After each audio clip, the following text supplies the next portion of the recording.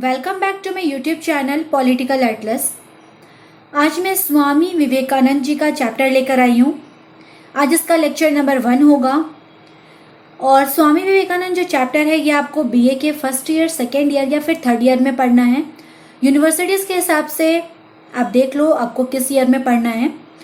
तो आज मैं इसमें डील करने वाली हूँ life history, philosophical and religious thoughts of Vivekananda, यानी कि स्वामी विवेकानंद का जीवन परिचय क्या है और इसके दार्शनिक और धार्मिक विचार क्या है। तो इसका लेक्चर 1 होगा। बिना देरी किए मैं अपने लेक्चर को स्टार्ट करती हूँ। ओके, तो स्वामी विवेकानंद, जैसा कि मैं बताई कि इसका जीवन परिचय मैं बताऊंगी सबसे पहले। तो जो विवेकानंद है इनका जन्म 12 जनवरी 1863 को कलकत्ता के एक प्रतिष्ठित कायस्थ परिवार में हुआ, यानी विवेकानंद जी जो है कलकत्ता निवासी हैं। इनके बचपन का नाम नरेंद्रनाथ दत्त था और जो विवेकानंद नाम है इन्हें संन्यास ग्रहण करने के उपरांत मिला था, जब वे शिकागो धर्म सम्मेलन में भाग लिए थे और बंबई से प्रस्थान करते समय ही विवेकानंद नाम उन्हें मिला था और वे ग्रहण किए थे। विवेकानंद जी के ऊपर देखा जाए तो उनकी माता के सद्गुणों का विशेष प्रभाव पड़ा है। उनकी माता के विचार उन पर काफ़ी ज़्यादा प्रभावित रहे हैं। लेकिन उनके जो पितामह हैं 25 वर्ष की आयु में ही समस्त धन दौलत त्याग कर सन्यासी जीवन को ग्रहण कर लिया था। तो इन जो पारिवारिक घटनाएं घटी उनके जीवन में, तो इससे भी कहीं ज़्यादा अगर कोई प्रभाव उनको किया है या उनके जीवन को कोई अगर सबसे ज़्यादा प्रभावित किया है तो वे थे संत श्री रामकृष्ण परमहंस। क्योंकि जो विवेकानंद जी हैं वे बंगाल के महान संत रामकृष्ण परमहंस के शिष्य बन गए थे और वे इनके संपर्क में आए और इनके जब शिष्य बने तभी से इनके जीवन में एक क्रांतिकारी परिवर्तन भी आ गया था। 1881 में रामकृष्ण परमहंस से भेंट किए विवेकानंद जी और यहीं से इनके जीवन में एक परिवर्तन आया। 1886 में रामकृष्ण परमहंस की मृत्यु हो गई और उसी समय से विवेकानंद जी उनके सर्व प्रमुख शिष्य बन गए।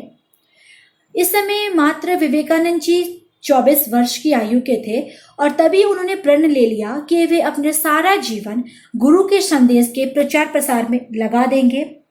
और इसके बाद विवेकानंद जी ने गृहस्थ जीवन को त्याग दिया और वे हिमालय के जंगल में साधना करने चले गए। 6 वर्ष तक वे बहुत ही संयम से रहे और उसके बाद उन्होंने भारत की यात्रा की, जिस दौरान वे भारत की जनता के पास आए और उनके जो कष्ट हैं, उनके तकलीफ़ों के, उनके कष्टों को समझने की उन्होंने कोशिश की। उनके कष्टों को उन्होंने पास से देखा, ठीक है, और यहीं से उनके मन में एक जो समाज कल्याण की भावना थी वह जागृत हो गई थी। 1893 में वे अमेरिका चले गए और शिकागो धर्म सम्मेलन में उन्होंने भाग लिया और भाषण भी दिया, ठीक है। शिकागो सर्वधर्म सम्मेलन में पार्टिसिपेट किए और वहाँ पे भाषण भी दिया। इस धर्म सम्मेलन की शुरुआत होने से पहले उनकी मुलाकात वहाँ पर हार्वर्ड यूनिवर्सिटी के एक प्रोफेसर हैं, विख्यात प्रोफेसर जॉन हेनरी राइट, उनसे हुई।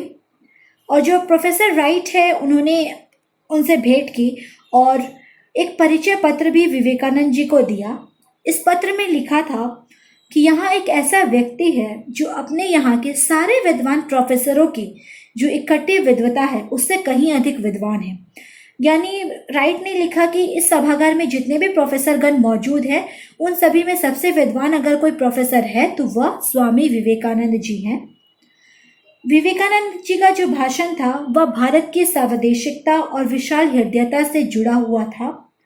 शिकागो धर्म सम्मेलन में विवेकानंद जी ने जो अपना भाषण दिया था उसकी शुरुआत उन्होंने अमेरिका की जनता है उनको संबोधित करते हुए किया और कहा कि अमेरिका निवासी भगिनी एवं भ्रातृगण।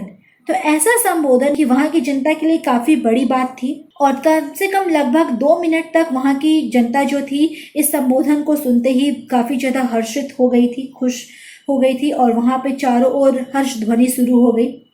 स्वामी जी के इन 2 सरल शब्दों में देखा जाए तो एक बहुत ही तीव्र भावना, आंतरिक तीव्र भावना छुपी थी और इससे स्वामी जी का एक व्यक्तित्व और उनका जो तेजस्वी मुखमंडल है, उनका जो गेरुआ वस्त्र है वो काफ़ी ज़्यादा उभर कर सामने आ रहा था। और ठीक दूसरे ही दिन समाचार पत्र में इस पूरे धर्म सम्मेलन में जो बात रखी गई थी उस पे स्वामी जी को एक सर्वश्रेष्ठ और महानतम व्यक्ति कहकर वर्णित किया गया इस समाचार पत्र में। देखा जाए तो इस सभागार में बहुत से प्रतिनिधि आए थे जिन्होंने केवल अपनी ही धर्म की बात की, अपने धर्म की प्रशंसा की, किंतु विवेकानंद ने सर्वधर्म की बात की, सभी धर्मों को समान माना, केवल हिंदू धर्म को लेकर नहीं चले, बल्कि उन्होंने सभी धर्मों की बात रखी, सभी धर्मों को समानता की दृष्टि से देखा और सभी धर्मों की प्रशंसा की। फिर 1897 में कलकत्ता के पास बेलूर एक जगह है, वहां पर विवेकानंद जी ने रामकृष्ण मिशन की स्थापना की और इस मिशन के तहत वे स्कूल, कॉलेज, अस्पताल भी देश के अन्य भागों में खोले और इस मिशन का उद्देश्य था समाज सेवा। ठीक है, उन्होंने समाज सेवा पर काफी ज्यादा जोर दिया। 1898 में उन्होंने पश्चिम की दूसरी यात्रा की और सैन फ्रांसिस्को में शांति आश्रम और वेदांत सोसाइटी की स्थापना भी की और पेरिस में आयोजित धार्मिक इतिहास परिषद में उन्होंने पार्टिसिपेट भी किया। 4 जुलाई 1902 में मात्र 39 वर्ष की आयु में उनका निधन हो गया। उन्होंने रामकृष्ण परमहंस के धार्मिक संदेश को लोकप्रिय बनाया और उन्होंने सबसे ज्यादा जोर अगर किसी बात पे दिया है तो वह है सामाजिक कर्म, यानी समाज की भलाई की ओर सबसे ज्यादा उन्होंने ध्यान दिया। उन्होंने इसी बात को आगे बढ़ाया और कहा कि अगर ज्ञान के साथ हम जिस वास्तविक संसार में रहते हैं उसमें अगर कर्म ही ना किया जाए तो वह ज्ञान व नॉलेज बेकार है, निरर्थक है। अगर हम ज्ञान प्राप्त कर रहे हैं तो हमें कर्म करना चाहिए ज्ञान के साथ साथ, तभी वह ज्ञान पूरा हो सकता है। विवेकानंद जी के बारे में एक प्रसिद्ध बात यह है कि उन्हें एनसाइक्लोपीडिया ब्रिटानिका के 11 खंड कंठस्थ उन्हें याद थे, ऐसा माना जाता है। ठीक है, जेस में हिगल और कांट के विचारों का उन्होंने अध्ययन किया और डिस्पेंसर के विचारों की उन्होंने आलोचनाएं भी की। ये सभी विचारक पश्चिमी विचारक माने जाते हैं। ठीक है, तो देखा जाए तो विवेकानंद जी पश्चिमी विचारकों के विचारकों का भी अध्ययन किया और उनके विचारकों का खंडन भी किया। विवेकानंद के जो विचार हैं, जो उनका दर्शन है, उसके 3 प्रमुख स्रोत रहे हैं। सबसे पहला कि वेदों और वेदांत की महान परंपरा। जैसा कि मैं अपनी एक लेक्चर स्वामी दयानंद सरस्वती का मैंने वीडियो पोस्ट किया था, उसमें बता चुकी हूँ कि स्वामी दयानंद सरस्वती ने वेदों की ओर लौटा का नारा दिया। उनके विचार वेद पर पूरी तरह से आश्रित थे। ठीक इसी तरह विवेकानंद जी भी वेद की बात करते हैं और वेदांत की महान परंपरा में विश्वास रखते हैं। दूसरा, अगर विवेकानंद के विचारों को कोई अगर प्रभावित किया है वह है रामकृष्ण के साथ संपर्क। जब वे रामकृष्ण के संपर्क में आए, उनकी शिष्य बन गए और उनकी मृत्यु के पश्चात उन्होंने उनके विचारों को आगे बढ़ाया, धार्मिक विचारों को लेकर चले, तो यह भी इनके विचारों के प्रमुख स्रोत बन जाते हैं। और तीसरा है उनके अपने जीवन का अनुभव। जिस तरह से उन्होंने गृहस्थ जीवन को त्याग दिया, हिमालय पे चले गए और भारत की यात्रा की, जनता के जो कष्ट हैं उनको समझा और उनकी समस्याओं को दूर करने की कोशिश की। तो इस तरह से उन्होंने अपने जीवन में जो भी चीजों को अनुभव किया वह भी विवेकानंद के दर्शन के स्रोत बन जाते हैं। तो ये इसके 3 प्रमुख स्रोत हैं, आप नोट डाउन कर सकते हो। अब हम लोग कुछ बुक्स देख लेते हैं जिनको विवेकानंद जी ने लिखा है और इसमें है from Colombo to Almora lectures, second है इंडिया एंड हर प्रॉब्लम्स और थर्ड है मॉडर्न इंडिया। तो ये बुक्स है, इसके नाम लिखे गए हैं, आप देख लो, नोट डाउन कर लो, आपके एग्जाम में क्वेश्चंस आते हैं। तो इस तरह से स्वामी विवेकानंद का जो जीवन परिचय है वो यहाँ पर खत्म हो जाता है। अब हम अपने सेकेंड टॉपिक पे चलते हैं और वह है philosophical and religious thoughts of Vivekananda, यानी स्वामी विवेकानंद के दार्शनिक और धार्मिक विचार। तो एक एक करके डील करती हूँ मैं। सबसे पहला है वेदांत के आधार पर सार्वदेशिक दर्शन का विकास, यानी मैं बताई अभी कि स्वामी जी के विचार जो स्रोत हैं वे वेद रहे हैं, तो इसलिए उनके जो विचार है वेदांत के आधार पर ही रखे गए हैं। विवेकानंद की जो रुचि है वो धर्म और दर्शन में थी। उनके चिंतन में वेदांत की शिक्षाएं थी। वेद की बात की है, वेद में विश्वास किया है, इसलिए उनके चिंतन में वेदांत की शिक्षाएं भी रही हैं। उन्होंने वेदांत दर्शन को एक व्यवहारिक रूप भी देने का प्रयास किया है। वे वेदांत के अध्येता रहे थे और उन्होंने ब्रह्म को पूर्ण सत्य और सर्वोच्च सत्ता माना है। ठीक है, यानी उनका कहना था कि ईश्वर की प्राप्ति जो है उसको ब्रह्म माना। अगर हमें ईश्वर की प्राप्ति चाहिए, अगर हमें ईश्वर को प्राप्त करना है तो कहीं ना कहीं हमें ब्रह्म को जानना होगा और ब्रह्म वह है जो पूरा सत्य है और सर्वोच्च सत्ता होता है। ठीक है, उनका जो वेदांत दर्शन है वो 3 मुख्य बातों पर या 3 पिलर है उस पर आधारित था उनका वेदांत दर्शन, और वह है मानव की वास्तविक प्रकृति ईश्वरीय है, यानी जो मनुष्य है उसका जो नेचर है वो पूरी तरह से ईश्वरीय प्रकृति का है। दूसरा, जीवन का लक्ष्य उस ईश्वरीय प्रकृति की अनुभूति कर लेना है, यानी हमारे जीवन का लक्ष्य है जिस मनुष्य को ईश्वर ने बनाया है उस ईश्वरीय रूप मनुष्य को हमें समझना होगा। और तीसरा है, समस्त धर्मों का मूल जो लक्ष्य है वो समान है, यानी सभी धर्मों का जो लक्ष्य होता है वह समानता होता है। ये स्वामी विवेकानंद के वेदांत दर्शन के 3 प्रमुख पिलर रहे हैं। आगे देख लेते हैं क्या है। स्वामी विवेकानंद के अनुसार वेदांत जो है संसार त्यागने का उपदेश नहीं है, बल्कि समस्त विश्व को ब्रह्म्य करने का पाठ सिखाता है, यानी समस्त विश्व को एक करने का पाठ सिखाता है वेदांत, और इसी के थ्रू हम ईश्वर की प्राप्ति कर सकते हैं। इन्होंने ईश्वर को निर्गुण और सगुण दोनों रूपों में स्वीकारा है, और इनका कहना है कि मनुष्य में निर्गुण और सगुण दोनों ही गुण होते हैं, तो अच्छाई और बुराई दोनों को हमें जानना है, तभी हम ईश्वर की प्राप्ति कर सकते हैं। वे सच्चिदानंद की अनुभूति के लिए, ईश्वर की प्राप्ति के लिए ज्ञान, भक्ति और कर्मयोग, इन 3 चीजों का समन्वय होना काफी ज्यादा जरूरी है। ज्ञान, भक्ति और कर्मयोग, ये 3 होंगे तभी हम ईश्वर की प्राप्ति या हम सच्चिदानंद की अनुभूति कर सकते हैं। ज्ञान होगा, भक्ति होगा और कर्म हम करते जाएंगे तभी हमें ईश्वर की प्राप्ति होगी। और वे कहीं ना कहीं योग को भी काफी ज्यादा महत्व मानते हैं और कहते हैं कि योग के माध्यम से ही हम धर्म को समझ सकते हैं, यानी योग ही धर्म का मूल आधार है। उनके अनुसार वेदांत का आदर्श है मनुष्य के सच्चे स्वरूप को जानना, मनुष्य क्या है नहीं है उसको समझना, और वे चाहते थे कि वेदांत के आधार पर भारत को एक बार फिर से जो अतीत का गौरव है वह प्राप्त हो जाए। जिस तरह से स्वामी दयानंद सरस्वती ने वेदों की ओर लौटो का नारा दिया और वेदों की बात की थी, ठीक उसी तरह से विवेकानंद जी भी चाहते थे कि भारत को उनका जो अतीत है वह प्राप्त हो जाए, और वे वेद के आधार पर ही संभव हो सकता है। इस तरह से विवेकानंद जी का जो विचार है कहीं ना कहीं वेदांत के आधार पर ही टिका हुआ है। आगे देख लेते हैं इनके विचार में दूसरा पॉइंट है धर्म और उसकी आवश्यकता।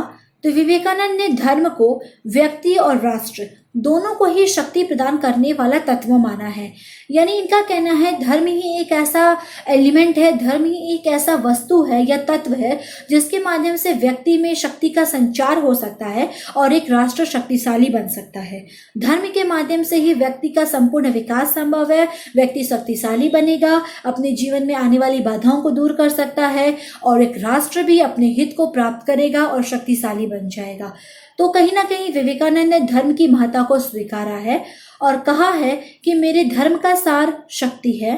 जो धर्म हृदय में शक्ति का संचार नहीं करता वह मेरी दृष्टि में धर्म नहीं है। चाहे वह उपनिषदों का धर्म हो और चाहे गीता या भागवत हो, शक्ति धर्म से बड़ी वस्तु है और शक्ति से बढ़कर कुछ भी नहीं है। तो पूरी तरह से उनका जो विचार है धर्म पर टिका हुआ है और धर्म के माध्यम से व्यक्ति में शक्ति का संचार होता है, ऐसा मानना है स्वामी विवेकानंद जी का। और उनका यह भी कहना था कि वे धर्म के क्षेत्र में कोई भी रूढ़िवादिता या संकीर्णताओं को नहीं स्वीकारेंगे और इन सभी संकीर्णताओं का वे नष्ट कर देना चाहते थे। और इस धारणा से भी सहमत नहीं थे कि धर्म जो है अंधश्रद्धा का विषय है जिसमें कि तर्क वितर्क या युक्ति के लिए कोई जगह नहीं है। यानी उनका कहना था कि हम धर्म को मान रहे हैं लेकिन हमें धर्म में अंधविश्वास को नहीं मानना है, कर्म कांडों को नहीं मानना है, जो रूढ़िवादिता चली आ रही है उससे हमें नहीं स्वीकारना है, परंपरावादिता का हमें शिकार नहीं होना है, बल्कि धर्म को हमें मानना है, अपने जीवन में जगह देना है, लेकिन उसके साथ हमें तर्क वितर्क भी करना है, हमें अंधश्रद्धा नहीं होना है धर्म के नाम पर। ठीक है, इस चीज को वे मानते हैं और इसको अपनाने की भी बात करते हैं। और उन्होंने यहाँ तक भी कह दिया था कि धर्म जो है एक विज्ञान ही है। जिस तरह से हम विज्ञान की बात करते हैं, जिस तरह से रसायन शास्त्र होते हैं, उसकी अपनी पद्धतियां होती है, उसकी अपनी विशेष सामग्री होती है, ठीक उसी तरह से धर्म भी एक विज्ञान है जिसकी अपनी विशेष सामग्रियां हैं, उसकी अपनी पद्धति है। जिस तरह हम विज्ञान में तर्क वितर्क कर सकते हैं, सत्य का पता लगा सकते हैं, सत्य की खोज कर सकते हैं, जिस तरह से रसायन शास्त्र, भौतिक शास्त्र में हम भौतिक जगत की बात कर सकते हैं, ठीक उसी तरह से धर्म भी एक विज्ञान है जिसमें हम सत्य का पता लगा सकते हैं और साथ ही साथ हम उस सत्य को खोज भी कर सकते हैं। ठीक है। उनका कहना है समस्त ज्ञान ही धर्म है, और एक जो समस्त ज्ञान का अगर हम रूप देखें तो वह विज्ञान है, यानी हमें ज्ञान की प्राप्ति होगी तो हम उसे विज्ञान कहेंगे। तो उसी तरह से अगर हमें धर्म को भी जानना है, धर्म को समझना है, तो हमें विज्ञान की दृष्टि से देखना होगा, हमें तर्क वितर्क को समझना होगा, हमें सिर्फ अंधश्रद्धा नहीं करना है, हम अंधविश्वासी चीज़ों को नहीं स्वीकारना है, या जो पुरोहित या पंडित जो कर्म कांड करते चले आ रहे हैं उस चीज़ को नहीं अपनाना है कि ऐसा करोगे तो ऐसे तुम्हें फल की प्राप्ति होगी, इस चीज को नहीं मानना है, बल्कि हमें धर्म को स्वीकारना है तो एक युक्ति के साथ और एक विज्ञान की तरह हमें उसे अपनाना होगा।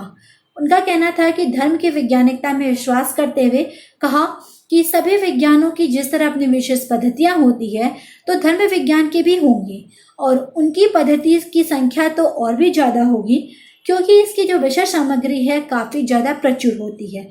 तो कहीं ना कहीं वे धर्म को विज्ञान की श्रेणी में रखे, और अपने गुरु की तरह विवेकानंद ने सर्वधर्म संभाव की घोषणा की और धार्मिक मामलों में जितनी भी कुरीतियां हैं, संकीर्णताओं हैं, इसकी निंदा की और कहा कि व्यक्ति को धर्म को उस कुरीतियों से दूर होते हुए धर्म को अपनाना है, और सामाजिक जो बुराइयां फैली हुई हैं उसे नहीं स्वीकारना है, हमें उन कुरीतियों की ओर ध्यान नहीं देना है, कर्मकांडों की ओर ध्यान नहीं देना है, जो पंडितों ने जो बताया गया है धर्म के बारे में उस चीजों को नहीं देखना है, बल्कि हमें धर्म को एक सही अर्थ में लेना है।